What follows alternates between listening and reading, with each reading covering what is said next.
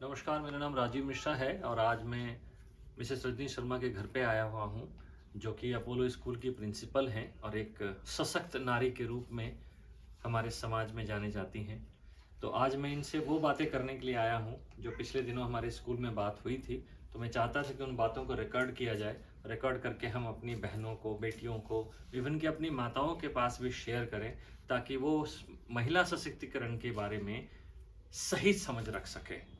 तो मैम बहुत-बहुत धन्यवाद कि आपने मुझे समय दिया। मेरे पास कुछ क्वेश्चंस हैं जो कल हमने बात करी थी कि इंडियन सोसाइटी में आप महिला सशक्तिकरण को कैसे देखती हैं? वैसे तो आज शिवरात्रि का दिन है और शिव और शक्ति दोनों की बराबरी का दिन है। जी, लेकिन जब हम बात महिला सशक्तिकरण की कर रहे हैं और स्पेशली आपने पूछा भारतीय परिवेश में, जी, तो मेरा ऐसा मानना है जब हम भारतीय परिवेश की बात करते हैं तो भारत की नारी कोई भी कभी अशक्त थी ही नहीं। इसलिए अशक्त नहीं थी क्योंकि जिन भारतीय नारियों ने इतने बड़े बड़े वीर पैदा किए, जिन भारतीय नारियों ने ऐसी बेटियों को पैदा किया जो जी, आज की डेट में हर क्षेत्र में अपने मुकाम को हासिल कर रही हैं, जी, वो रेस करने के लिए जो कैपेबिलिटी चाहिए वो जी, कैपेबिलिटी तो भारत की हर नारी के अंदर है। जी, तो सशक्तिकरण तो हम इसको नहीं कह सकते। हाँ, हम इसको फाइनेंशियल इंडिपेंडेंस कह सकते हैं, जी, हम करियर मेकिंग कह सकते हैं। जी, लेकिन सशक्तिकरण केवल ये दो चीजें देखकर हम बोले तो ऐसा नहीं है। जी, क्योंकि भारत की जब हम बात कर रहे हैं तो जहां पर सबसे बड़ा परसेंटेज 12.4% वुमेन पायलट, जो जी, कि पूरे दुनिया भर के अंदर सबसे ज्यादा है, वो भारत के अंदर है आज की डेट में। और अगर हम कहें कि चलो ये तो आज की डेट की बात हो गई, जी, तो मैडम आज से पहले तो नहीं था। जी, तो एक बड़ी शॉकिंग बात आपको मैं बताऊं, जो मुझे भी बहुत देर से मुझे पता लगी। जी, हमारे भारत के अंदर वोटिंग औरत करेगी कि नहीं करेगी ऐसी कोई चर्चा कभी थी ही नहीं। क्यों? क्योंकि पहले दिन से समाज के अंदर, मानस के अंदर ये बड़ा क्लियर था जी, कि ये तो राइट ऑटोमेटिकली उसको है। है, बिल्कुल। आप बिलीव करिएगा, यूएसए के अंदर जी, वोटिंग राइट्स पहली बार वुमेन को 1920 में दिए गए। और ब्रिटेन की बात करें, जी, जहां खुद महारानी का राज चलता है, एक जी, लेडी का राज चलता है, जी, वहां भी वोटिंग राइट्स 1928 में हुँ, एक वुमेन के पास आए। जी, स्विट्जरलैंड, जिसको हम कहते हैं अरे वाह, मतलब इससे अच्छी घूमने की जगह नहीं है, इतनी जी, डेवलपमेंट और जी, ये जी, वो, जी, वहां पर 1950 में वोटिंग राइट दिए जाएं जी, या नहीं दिए जाएं उसकी चर्चा शुरू हुई सिर्फ। हुँ, और वोटिंग राइट्स कब दिए गए? 1978 में। तो बहुत बढ़िया। सशक्तिकरण की जब हम बात करेंगे तो पहली बात तो भारत के अंदर नारी हमेशा से सशक्त थी, जी। सशक्त है और रहेगी, तो अशक्त तो कोई है ही नहीं। तो ये तो भारतीय परिवेश की बात है। अच्छा, एक सवाल है मेरा कि भारत में नारी सब दिन से सशक्त रही है, क्योंकि स्वयंवर की परंपरा भारत सनातन धर्म में रही है। शिव की शादी भी पसंद से ही हुई है, पहली बारात आई थी, पहले ही सनातन धर्म का लव मैरिज था। लेकिन आजकल भारत में जो एक ट्रेंड चल रहा है, जिसको कि लिव इन रिलेशनशिप का नाम दिया गया है, और आमतौर पर आजकल की महिलाएं इसे नारी सशक्तिकरण से जोड़ती है, अपनी आज़ादी से जोड़ती है। तो वैसे बहुत सेंसिटिव मामला है, पता नहीं मुझे ये सवाल पूछना चाहिए कि नहीं पूछना चाहिए, लेकिन मुझे अपने बहनों के लिए, अपने बेटियों के लिए, अपनी माताओं बहनों के लिए ये सवाल बहुत ज़रूरी हो गया है पूछना कि आप इसको किस तरह से लेती हैं? क्योंकि आप खुद एक अच्छे मकाम पे हैं, आपने काफ़ी कम एज में प्रिंसिपल बनी, और आज जो है आप एक नारी शक्ति के रूप में जानी पहचानी जाती हैं। देखिए राजीव, जब हम बात करते हैं लिव इन रिलेशन की, तो मेरे आसपास ऐसे बहुत मेरे स्टूडेंट भी रहे हैं, आसपास ऐसे परिवार रिश्तेदार भी हैं, दोस्त भी हैं, जहाँ पर बहुत लोगों के अंदर ये कल्चर आ रहा है। जी, और कई बार जब समस्या बड़ी हो जाती है और घर की लड़की मना कर देती है कि मैं शादी नहीं करूंगी, मैं लिव इन में रहूंगी, जी, तो हम उस लड़की को ब्लेम करने लगते हैं। ये समझना इस मामले में बहुत इंपॉर्टेंट है कि हम प्रॉब्लम को ही एड्रेस करते जा रहे हैं, हम प्रॉब्लम के सॉल्यूशन की तरफ नहीं बढ़ रहे हैं। अगर किसी भी बच्चे ने या किसी भी लड़के ने इस तरह का डिसीजन लिया है, तो वो डिसीजन क्यों लिया है, उसका रूट कॉज क्या है, उसके पीछे क्या? उस रूट कॉज को राजीव जब तक एड्रेस नहीं किया जाएगा तब तक समाज में परिवर्तन नहीं आएगा। जी बिल्कुल। अब क्या रूट कॉज हो सकता है इसका? जी तो मैं एक छोटी सी बात कहती हूँ कि एक समय था जब घर का जो पुरुष होता था जी वो बाहर की जिम्मेदारी संभालता था, जी घर की स्त्री बच्चों को और परिवार की देखभाल देखती थी, बराबरी का दर्जा था जी दोनों का। जी ये कहीं ना कहीं महिला की सेफ्टी से रिलेटेड भी होता था, सुरक्षा से रिलेटेड भी होता था, तब युद्ध भी हुआ करते थे, जी उनको ध्यान में रखते हुए ये सब किया गया था। जी अभी जैसे जैसे दौर बदला, महिलाओं को लगा कि अब पैसा भी कमाना इंपॉर्टेंट हो गया है, क्योंकि बच्चों की एजुकेशन हो, परवरिश हो, ऐसा लगता है, जी तो मुझे अपना एक कंट्रीब्यूशन पैसा कमाने के लिए देना चाहिए। तो वो महिला जो सुबह से उठ के रात तक अपने परिवार के घर के काम में पूरा दायित्व से चीजें निभा रही थी, जी उसने बाहर निकलकर पैसा कमाना भी शुरू किया। जी उसने तो अपनी जिम्मेदारी 50 से 70 कर ली।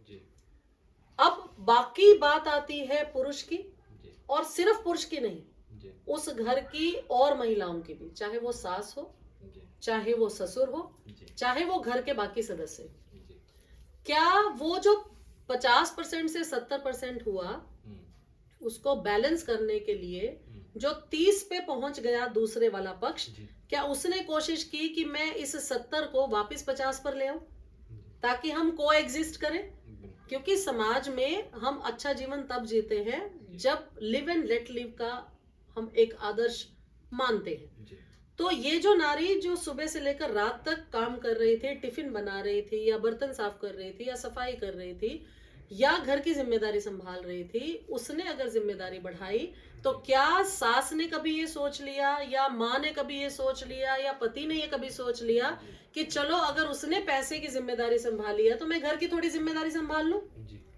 अगर मैं घूमने जा रहा हूं अपने दोस्तों के साथ तो क्या मैं ये कोशिश करूं कि नहीं, मैं अपनी वाइफ को एज बेटर हाफ जी दोस्त की तरह साथ लेकर जाऊं, जी उसे भी उसी तरह की फ्रीडम महसूस हो जिस तरह की फ्रीडम मुझे हमेशा से मिली है। जी तो वो लड़की जो घर में ये देख रही है कि मेरी माँ भले ही कमा बराबर रही है, घर की जिम्मेदारी उसी की है, दूसरे की नहीं है। तो आज की डेट में लड़की क्या सोचती है, मैं तो कमाऊंगी, मैं ऐसी जिंदगी बिल्कुल नहीं जीऊंगी। जी तो यहाँ उस लड़की के मन में अगर ये भाव आए हैं जी तो भाव इसलिए नहीं आए हैं कि पारिवारिक व्यवस्था गलत है, वो भाव इसलिए आए हैं क्योंकि पारिवारिक व्यवस्था में एक आदर्श रूप से जो 50-50 का बैलेंस था वो उसको बिगड़ा हुआ दिखा। उसको ऐसा लगा कि मेरी माँ एक एक्सप्लॉइटेड क्रीचर है, जी भले ही आज कमा रही है, अपने पैरों पे खड़ी है, लेकिन जीवन तो वैसा नहीं जी रही है जैसे मेरे पापा जी रहे हैं, जी तो मुझे तो वैसा जीवन जीना है। जी तो ये जो शिफ्ट ऑफ चॉइस है, जी ये शिफ्ट ऑफ चॉइस किसकी वजह से है? उस माहौल की वजह से है। माँ ने उसको कंप्लेंट नहीं की है, नहीं जो दिखता लेकिन है। वो जो उसको दिखता है वो जी। परसीव करते हैं। हम्म, अभी पीछे भी एक डिस्कशन किसी से हो रही थी तो उन्होंने कहा हमने तो अपने घर में ऐसा नहीं किया है, मैं तो बराबरी का हिस्सेदार हूँ, मैं अपनी वाइफ का ध्यान रखता हूँ। ऐसे बहुत पुरुष आपको मिलेंगे जी जो बहुत अच्छे से इन चीजों को देखते हैं, लेकिन बच्चे का माइंडसेट क्या सिर्फ परिवार से बनेगा? अगर पुरुष कर रहा है तो क्या सास भी वैसा ही कर रही है? क्या ससुर भी वैसा ही कर रहा है? आपके जितने रिश्तेदार हैं उनके घरों में भी क्या ऐसा हो रहा है? आपके घर एक मेड आती है जो पैसा कमाने के लिए बाहर निकल रही है, क्या उसके साथ एक्सप्लॉयटेशन नहीं हो रहा है? उसका जो माइंडसेट है वो केवल परिवार भी नहीं है, जी समाज के किसी भी अंग से वो कुछ भी सीख सकती है। और फिलहाल वो ये देख रही है कि मुझे ऐसा जीवन नहीं जीना है क्योंकि मुझे बहुत स्ट्रगल करना पड़ेगा, जी है ना? तो मैं अपनी जिंदगी अपने हिसाब से क्यों ना जीऊं? तो हमें बच्चों को ब्लेम करने की बजाय इस व्यवस्था को बदलना पड़ेगा, हमें उस कॉज को खत्म करना पड़ेगा। बाकी लोगों को ये सीखना पड़ेगा कि अगर हम अपने समाज का, अपने बच्चों का भला चाहते हैं तो पहले बदलाव लाना शुरू करें, और वो बदलाव अपने आप से शुरू होने वाला है। जी अपने बेटे को ये समझाएं जी कि घर का दायित्व उसका भी है, अपने पति को भी ये समझाएं, अपने जितने रिश्तेदार हैं, जितने रिलेशन हैं, उनको भी ये समझाएं कि घर में दायित्व सबका बराबर है। जी जब बराबर दायित्व आ जाएगा तो लड़की इस जिम्मेदारी से या इस तरह की हालात से भागेगी नहीं। जी कम से कम उसमें कॉन्फिडेंस रहेगा कि मुझे कल को प्रॉब्लम आती है तो सपोर्ट में देखो कितने लोग खड़े हुए हैं। That's very important. मैम, अभी जो आपने बताया कि जो परिवेश है उसके वजह से और परिवार की समझदारी की वजह से हम सब इस बात को समझें और महिला को सशक्त करें, लेकिन तब तक क्या हम समाज में जो ये लिव इन रिलेशनशिप चल रहा है, क्या हम इसको ऐसे ही चलने देंगे? क्योंकि व्यवस्था बदलने में तो टाइम लगेगा, क्या पता 5 साल लगे, 10 साल लगे, क्या पता एक पीढ़ी लग जाए। तो इस संदर्भ में आप युवाओं को उस रिगार्डिंग क्या संदेश देना चाहते हैं कि उनको क्या करना चाहिए फिर? देखिए राजीव, मैंने आपको पहले भी बोला कि मैं पारिवारिक व्यवस्था जो है मैं स्ट्रांगली उसके पक्ष में हूँ। आपको मैं एक छोटा सा इंसिडेंट बताती हूँ जो इस रिलेशन से संबंधित है। एक ऑथर रही है फॉरेन की, जिनका नाम है बेटी फ्रीडन। उन्होंने इसी चीज को लेकर, वुमेन फ्रीडम को लेकर और मैं और मेरी मर्जी को लेकर, मेरा एंजॉयमेंट, मैं कहाँ, ऐसी फेमिनिज्म पर एक पुस्तक लिखी जिसका नाम था फेमिनिन मिस्टिक। उस पुस्तक को लिखने के 20 वर्ष के बाद उन्होंने एक और पुस्तक लिखी जिसका नाम था सेकंड स्टेज। तो जब उस पुस्तक के बारे में उनसे पूछा गया कि ये पुस्तक जो आपने लिखी है ये पहली पुस्तक को थोड़ा कॉन्ट्राडिक्ट करती है, ऐसा क्यों है? तो बेटी फ्रीडन का कहना था कि अपनी पुस्तक को लिखने के बाद मुझे लगा कि मैंने महिला सशक्तिकरण या सो कॉल्ड वुमेन फ्रीडम पर बहुत अच्छा काम किया। मैंने महिलाओं के सेमिनार किए, अपनी बात रखी, लोगों को सशक्त होने का, फ्रीडम एंजॉय करने का, लाइफ जीने का मैंने संदेश दिया। लेकिन उसके 20 वर्ष के बाद एक महिला मुझे किसी सम्मेलन में मिली और उस महिला ने कहा कि आपने जो पुस्तक लिखी, आपके विचारों से प्रभावित होकर वो जो एक माहौल बना, उस माहौल के चलते मैं भी दुखी थी। अपने परिवार में पति के साथ झगड़ा होता था और मैंने भी वो सब छोड़ दिया, परिवार छोड़ा और मैंने अपनी लाइफ जीनी शुरू की। आज 20 वर्ष के बाद हालात ये है कि मैं डिप्रेशन में हूं। जो लगा था मुझे कि मैं ये सब छोड़कर अपनी जिंदगी जीऊंगी, अपनी फ्रीडम एंजॉय करूंगी, आज मैं डिप्रेशन की मरीज हूं। और डिप्रेशन किस बात का है? डिप्रेशन फ्यूचर और लाइफ इनसिक्योरिटी का है। हमें ऐसा लगता है कि ये बंधन है, हमें ऐसा लगता है कि कहीं ना कहीं हमें जेल जैसा अनुभव होता है, लेकिन वो असल में बंधन जेल नहीं होता। हम जब कोएग्जिस्ट करते हैं तो कोएग्जिस्ट का मतलब ही होता है एक दूसरे के साथ सुख और दुख का भागीदारी होना। आज मेरे पास मेरे सुख या दुख में ना तो मेरा परिवार है, ना मेरे बच्चे हैं, ना मेरा पति है, और आज मुझे फ्यूचर इनसिक्योरिटी ऐसी हो गई है कि मुझे लगता है मैंने अपनी जीवन बर्बाद कर दी। तो जब उन्होंने इन सारी बातों को डिस्कशन के रूप में सुना तो उनको लगा कि ये कहीं ना कहीं मतलब बेसिकली ये चीजें गलत हो गई। उसके बाद उन्होंने ये सेकंड बुक लिखी, सेकंड स्टेज, जिसमें उसने कहा कि फ्रीडम का मतलब मैं और मेरी मर्जी नहीं है। फ्रीडम का मतलब है कि एक नारी को ये फ्रीडम हो कि वो अपनी जो शक्ति है उसका प्रयोग समाज के, राष्ट्र के उत्थान के लिए कहाँ वो कंट्रीब्यूट कर सकती है, कहाँ वो योगदान दे सकती है। वो बराबरी का दर्जा उस वे से होना बड़ा इंपॉर्टेंट है। अगर हम अकेले ही जी रहे हैं तो हम में और जानवरों में तो कोई फर्क है ही नहीं ना। जैसे मैं हूं, मैं जो मर्जी करूं, किसी को काट लूं, किसी को भौंक लूं, किसी को कुछ कर लूं, जहां मर्जी सो जाऊं, जहां मर्जी उठ जाऊं, मैं सब करूं। तो मेरा जीवन और एक जानवर का जीवन दोनों सेम हो गए।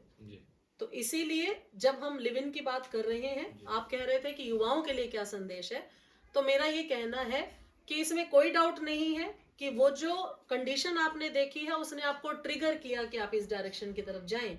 लेकिन ये भी समझना जरूरी है कि ट्रिगर होकर आप जिस डायरेक्शन में गए तो आप भी मन की गुलामी की वजह से गए। आपके मन ने कहा ये सही है तो आपने वो मान लिया और आप उस डायरेक्शन में चल पड़े। लेकिन अगर आप वाकई ही सशक्त हैं तो समाज को बदलने में कंट्रीब्यूट कीजिए ना। आप तो लिव इन में चले जाएंगे, लेकिन आप तो एक इंसान है।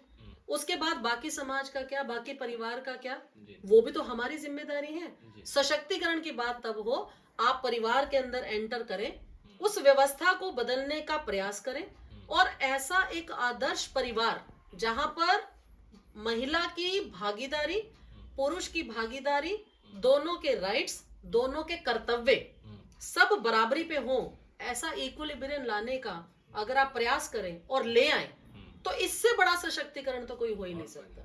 क्योंकि जो समाज में चेंज ला सकता है, उससे बड़ा सशक्त इंसान कौन हो सकता है। तो युवा को वो करना चाहिए, ना कि उस एक्सप्लॉयटेशन से डर कर, भाग कर हम ऐसा रास्ता अपना लें जो हमारे पूरे समाज को कल को गलत डायरेक्शन में लेके जाएगा। ये बहुत इंपॉर्टेंट बात है। तो युवा है, सुदृढ़ है, स्ट्रेंथ है, ताकत है, सशक्त है, पैसा है, तो उसका प्रयोग वो इस काम में करें कि जो उन्होंने अपनी माओ को या समाज की किसी भी महिला के साथ होते हुए देखा है। हर घर में वो नहीं होता है, लेकिन जहां होता है, क्या उसको सुधार करने के लिए वो कुछ कर सकती हैं, ताकि आगे आने वाली पीढ़ियों को अपने परिवार से भागना ना पड़े। बिल्कुल मैम, अभी फ्रीडम का आप बात कर रही थी, एक छोटा सा सवाल मेरे से कल आया था फ्रीडम के बारे में, और आपने एक शब्द यूज़ किया मेरी मर्जी के मामले में। तो कल एक बच्चा, ग्रेजुएशन की एक बच्ची थी, बेटी जैसी ही है, उसने एक बड़ा जो ट्रेंड में दिमाग में उन लोग के चल रहा है, उसने बड़ा अच्छा सवाल मेरे से पूछा जो मुझे लगा आपसे पूछना चाहिए, क्योंकि आप एक फीमेल हैं, तो आप भी 9, 10, +1, +2 ग्रेजुएशन लेके यहाँ तक पहुँची हैं। तो उसका एक बड़ा सा, मैं इसको पूछ रहा हूँ, मुझे पूछना चाहिए कि नहीं मुझे नहीं पता, लेकिन मैं आपसे पूछना ताकि वो बेटियाँ इस बात को समझें कि आज जो उनके दिमाग में ट्रेंड चला हुआ है, डायलॉग, उसको कहें कि भाई स्कर्ट छोटी हो कोई बात नहीं, आपकी सोच बड़ी होनी चाहिए, आपकी नज़र बड़ी होनी चाहिए। आप इस बारे में भारतीय समाज में, क्योंकि मैं मोस्टली आपको देखा हूं कि आप भारतीय परिधान में ही रहते हैं, एक सशक्त भारत में एक सशक्त नारी होने के बावजूद भी, तो वो जो उनकी मेरी मर्जी है कपड़ों को लेके कि नहीं हमारी स्कर्ट छोटी है, इट्स ओके, लोगों की सोच अच्छी होनी चाहिए, लोगों की नज़रें बहुत अच्छी होनी चाहिए, इस बारे में आप उनको क्या संदेश देना चाहता हूँ? क्योंकि मैं उन बेटियों को शायद नहीं समझा पाया, तो इस वीडियो के माध्यम से मैं चाहता हूँ कि मैं उनको समझा सकूँ। अच्छा, तो पहले तो राजीव, मैं वेस्टर्न कपड़े भी पहनती हूँ, लेकिन वेस्टर्न कपड़े में, सारे कपड़े में बुराई नहीं है। हमारा जो शरीर है, पहली बात तो वो प्रदर्शन की वस्तु नहीं है। तो मेरा शरीर जिस चीज से भी अच्छे से ढका रहता है, मैं उसमें कंफर्टेबल फील करती हूँ। तो मैं जीन्स टॉप भी पहनती हूँ, लेकिन हाँ, मैं उसकी डिसेंसी का, उन चीज़ों का मैं ध्यान रखती हूँ, और वो मुझे किसी दूसरे के लिए नहीं करना है, मैं खुद ऐसा समझती हूँ तो मैं करती हूँ। अब जो बात आप कहते हैं, मैं चाहे जो करूँ मेरी मर्जी की बात है, तो मुझे लगता है कि डॉक्टर्स इस बात को बड़े अच्छे ढंग से रिलेट कर पाएंगे। आप जानते हैं शरीर के अंदर कैंसर क्यों होता है? कैंसर तब होता है जब शरीर की कोई एक सेल, एक कोशिका ऐसा समझने लग जाती है कि मैं ही मल्टीप्लाई करती जाऊं, मैं ही बढ़ती जाऊं, मैं ही प्रोग्रेस करती जाऊं। तो abnormal multiplication of cell within body, जो कि एक बैलेंस है, परफेक्ट बैलेंस है, वहां कोई एक पार्ट जब ये सोचने लग जाता है कि मैं ही बढ़ूं और एबनॉर्मल ढंग से बढ़ता ही जाऊं, तो वो कैंसर हो जाता है। ऐसे ही अगर कोई भी इंसान इस समाज के अंदर ये सोचता है कि केवल मेरी ही मर्जी चलेगी, केवल मैं ही बढ़ूंगा, केवल मुझे ही फ्रीडम चाहिए, तो वहां पर जब एक पलड़ा अपने आप को ऊपर ऊपर ऊपर सोचने की कोशिश करेगा, तो वो समाज के लिए कैंसर से ज्यादा कुछ नहीं है, वो कैंसर का रोल अदा करेगा। अब जहां तक बात आती है कि कपड़ा छोटा नजर बड़ी, तो मेरा ऐसा मानना है कि हमारे घर के पुरुष भी, अभी हम महिलाओं की बात ही नहीं कर रहे, हमारे घर के पुरुष भी अगर प्रॉपर धोती कुर्ते में या पैंट और शर्ट में बाहर आते हैं, तो मुझे लगता है हर कोई उनको नॉर्मल तरीके से लेता है। ठीक है, कल को मान लीजिए कि आपके घर के पुरुष जो है वो शॉर्ट्स पहन के बाहर निकल जाए, तो आपको क्या लगता है कि उसको मुड़कर लोग नहीं देखेंगे? जरूर देखेंगे। तो यहां बात आप क्या पहन रहे हैं, लेडी को अलाउड है कि जेंट्स को अलाउड है, वो तो बात ही नहीं है। यहां बात यह है कि कई चीजें ऐसी होती हैं जो गलत सोच को ट्रिगर करती है। जब हम बात करते हैं कि छोटी स्कर्ट हो तो सामने वाले की सोच बड़ी होनी चाहिए, अरे भाई, अगर सामने वाले की सोच बड़ी नहीं है, उसका भुगतान कौन करेगा?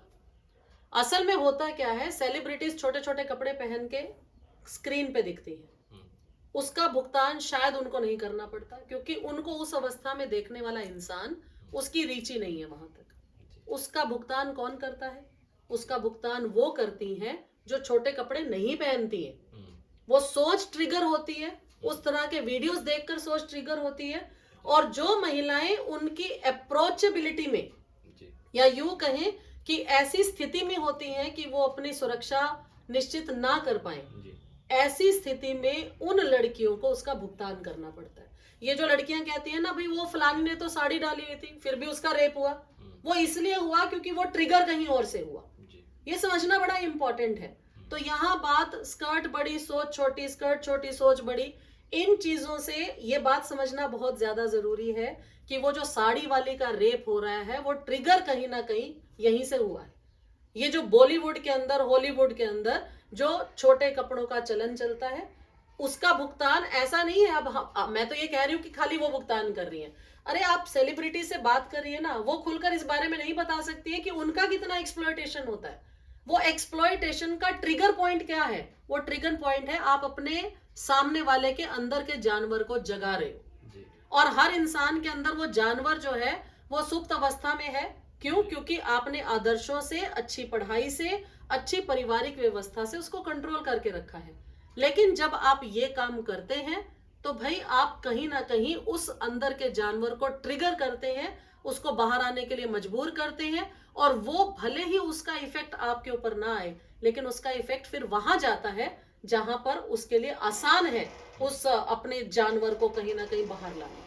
तो इसीलिए ये जो बातें हम कहते हैं, छोटे कपड़ों का चलन, तो भाई दूसरी बात, शरीर दिखाना क्यों है? वैसे ही हम बात करें, बस शरीर क्यों दिखाना है? मतलब ऐसा आपकी क्या सोच है कि छोटे कपड़े पहनने से ऐसा क्या हो जाएगा? अभी कई लोग कहते हैं कि नहीं, गर्मी लगती है तो हम छोटे कपड़े पहनते हैं। आजकल कौन सा ऐसा परिवार है जिनके घर में एसी नहीं है? कौन सी ऐसी गाड़ी है जो बिना एसी के बच्चे जो हैं वो उस गाड़ी में बैठते हैं? तो फिर गर्मी किस बात की है? किसी बात की नहीं है। और ये ट्रेंड हमेशा सोसाइटी के जो अपर मिडल और एलिट क्लास, और ये मैं कह रही हूँ सिर्फ पैसे की सेंस में, दूसरी सेंस में नहीं कह रही हूँ, वहां से शुरू होते हैं, सेलिब्रिटी से शुरू होते हैं। कॉपी उसको कौन करता है? मध्यम वर्गीय कर लेता है, बिलो मध्यम वर्गीय कर लेता है। लेकिन उसका रिजल्ट कौन भुगतता है? उसका रिजल्ट वो भुगतते हैं जो अपनी सिक्योरिटी इंश्योर नहीं कर पाते। तो सामाजिक दायरा अभी जानवर में, पहले भी मैंने बोला था, जानवर में और इंसान में ये एक फर्क है, और ये फर्क हमेशा ऐसे रहना ही चाहिए। तो छोटे कपड़े बड़ी सोच, या बड़े कपड़े छोटी सोच, आप इसको कैसे भी लीजिए, लेकिन छोटे जो कपड़े हैं वो उस अंदर की घटिया मानसिकता को ट्रिगर करते हैं। आप ये देख लीजिए, जितने भी रेप केसेस हुए हैं, जितने भी इस तरह की प्रॉब्लम्स हुई हैं, अगर उनका वो जब उनसे पूछा गया, इंक्वायरी की गई, तो वो पता नहीं 1 दिन पहले 2 दिन पहले कितना नशा किया हुआ था, कितनी पॉर्न मूवीज देखी हुई थी, जिसकी वजह से वो ट्रिगर हुआ, और ट्रिगर होके उन्होंने इस तरह की घटिया मानसिकता की हरकत करी। तो इसीलिए हम अपने समाज को साफ सुथरा, सुदृढ़ बनाने के लिए, मैं और मेरी मर्जी बहुत अच्छी बात है, लेकिन वो आपके कमरे के अंदर तक बहुत है। समाज में ऐसा काम ना करें कि आपके उस एक एक्ट की वजह से बाकी जो लड़कियां हैं या जो बाकी समाज के लोग हैं उनकी सुरक्षा कॉम्प्रोमाइज हो। This is what I wanted to say. मुझे ऐसा लगता है कि भारत में हम रहते हैं तो भारत की सभ्यता और संस्कृति के साथ भी हम सशक्त हो सकते हैं, एक नारी सशक्त हो सकती है। और आज की बातों से ये लगा कि बच्चे जो फीमेल हैं वो सशक्त हों, मगर अपने संस्कार के साथ सशक्त हों। और अब पिछली जितनी भी क्वेरी थी आज मेरी खत्म हो गई है। और मैम से लेकिन फाइनल मैसेज में आपने एक बात नहीं कही जी, महिलाएं तो सशक्त हो, लेकिन सबसे बड़ा इंपॉर्टेंट मैसेज है कि इसमें सबसे बड़ा रोल घर की महिलाएं, जो सास के रूप में है, माँ के रूप में है, दादी के रूप में है, और घर के पुरुष जो पति के रूप में है, भाई के रूप में है, और दादा के रूप में है, या किसी भी रूप में है। सबसे बड़ा कंट्रीब्यूशन, सबसे बड़ा त्याग उनकी तरफ से ये एक्सपेक्टेड है कि अपनी जिम्मेदारी समझे और चाहते हैं कि आने वाला समाज आपकी बेटियों के लिए सुरक्षित रहे, और आपकी बेटी इस तरह की डायरेक्शन में ना जाए। उसके लिए पहले आपको बदलना पड़ेगा। आपको अपने घर की नारी को ऐसा स्थापित करना पड़ेगा कि आपकी बेटी को लगे कि यस, ये परिवार है तो शादी करना बहुत अच्छी बात है, ये परिवार है, मेरी माँ को इतना आदर सम्मान मिलता है, तो मेरी दादी उनके साथ ऐसे व्यवहार करती हैं, उनके प्रति वो कृतज्ञ हैं कि वो इतना अच्छी तरह से सेवा कर रही हैं। ये सब चीजें जब वो अपने परिवार में देखेगी कि मेरी दादी मेरे पापा को भी बोलती है कि नहीं, अगर उसकी तबीयत ठीक नहीं है तो चलो तुम आज टिफिन बना दो, इस लायक बनाएं, खाना बनाना सिखाएं, सब सिखाएं।